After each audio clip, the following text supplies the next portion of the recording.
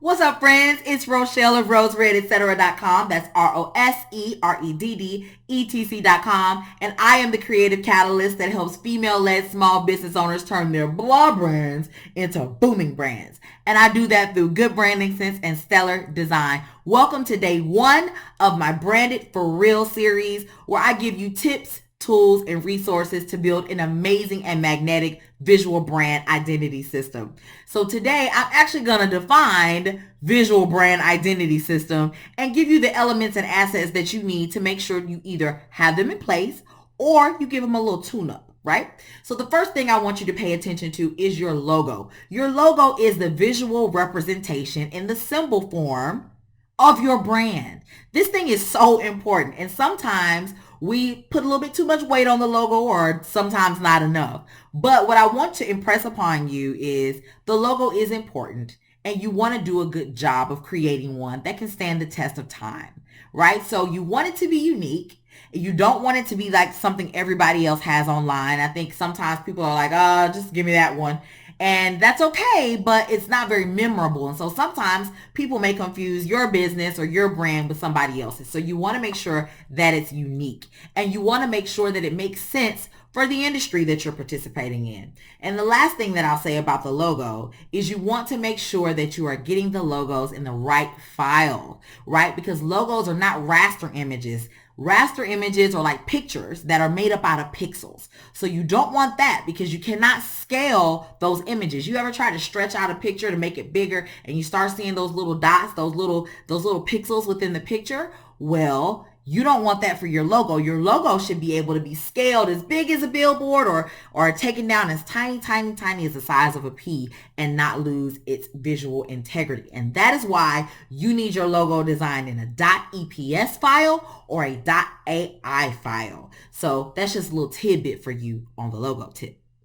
Now, the second thing I want you to pay attention to, remember, we're building a visual brand identity system. So the second thing is you want a very nice color palette. Now, nice is subjective, but what I'm really saying is you need a color palette that makes sense for your brand, and you also need a color palette that you're going to be able to get a lot of wear out of. So people like to say you need a primary, secondary, and tertiary color palette, colors in your color palette. And all that means is you want to get several colors working together in order to be able to create really cohesive and unique designs that stand out and say, I am a part of XYZ brand. So I like to think of it as you have your primary colors and then you have your neutrals to balance those primary colors. But have you ever thought about Sprite with the green, the white, and the yellow, or Coca-Cola or Target with their white and yellow, with their white and red? Those colors are synonymous with those brands. When you think about those brands, you may think about the Coca-Cola cursive script or the McDonald's golden arches, but then right after that, you think about the color. So if you rock your brand right, people should be remembering, oh, okay, she always uses pink. Every time I see her, she shows up with pink. That is your calling card as well. So you want to make sure your color palette is in order. The next thing you want to pay attention to is your typography. And all that means is your fonts. Fonts communicate emotion, right? So it could be something that's playful and childlike, something that's serious, something that's manly, something that's feminine. But you want to make sure you're pairing your fonts. And what I mean by that is you don't want to have fonts that are too scripty and, things that we can't read. They may look amazing and on calligraphy for a wedding invitation, but not so much for a font that you have to use all the time. So you want to make sure that your fonts are paired well, in that there's one font that you use for one thing and another you use to support that. And so look up font pairings. You'll see what I'm talking about. But font pairings are very, very important. And there's another thing I wanted to say about the fonts. Hold on. Don't use a brand font that's already located in your logo. Now, the reason why is because you want the logo to be unique and distinctive, and you don't want to lessen the impact of your logo type or your logo by using that font all the time. So put a little separation in between those things and come up with a very nice font pairing. The next thing is custom assets, right? So these could be brand patterns, illustrations, or icons. These things only serve to make your brand identity system more robust. And robust just means big and rich, right? So you want to make sure you pay attention to your illustrations. If you use illustrations, use the same type of illustration. If you're getting icons designed, make sure they're all the same same style, right? Same kind of icon. So those little things can add value to your visual brand identity system. So the next thing I want you to pay attention to are your visuals. These are your pictures and your video.